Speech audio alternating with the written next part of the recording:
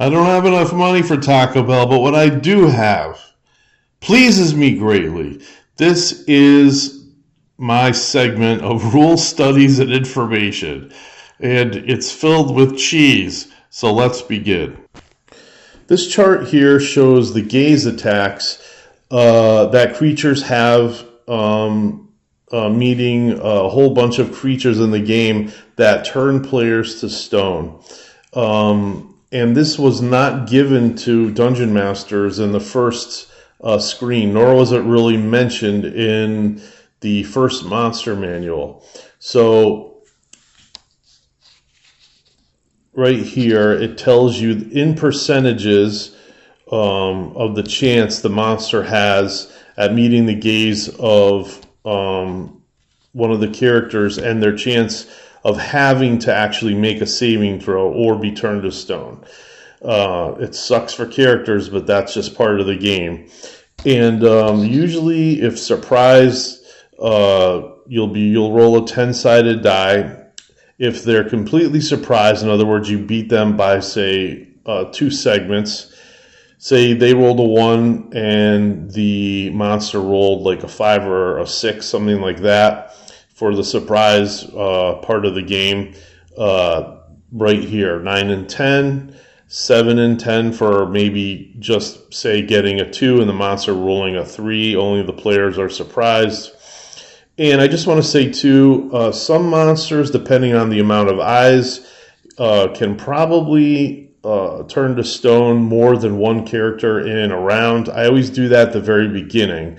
I don't roll an attack or anything for this. It should be an automatic thing. The creatures and the players would be looking at one another. So there's no roll to hit or anything like that. So I'll do this before initiative.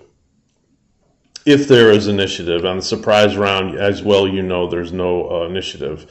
Viewing the monster, attacking normally. And again, most of these gaze attacks, I just want to say, are probably in the realm of 50, 60 feet, but no greater distance than that unless it says in the monster's characteristics.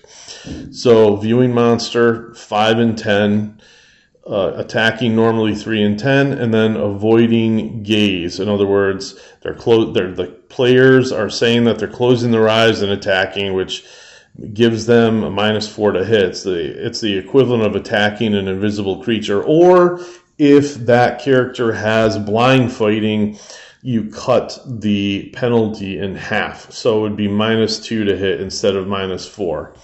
So right there, and then of course you've got your saving throw tables right here.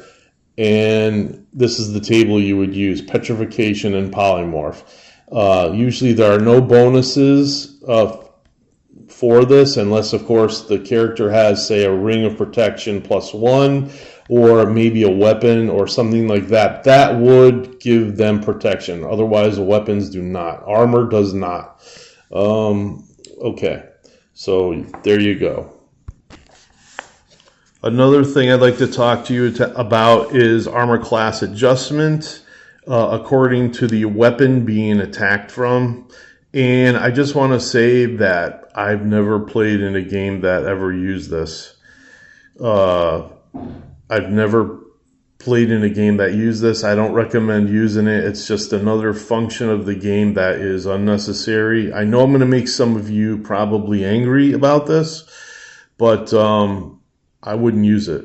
I just don't see the point in using that at all. Go ahead and comment down below on why you think it should be used.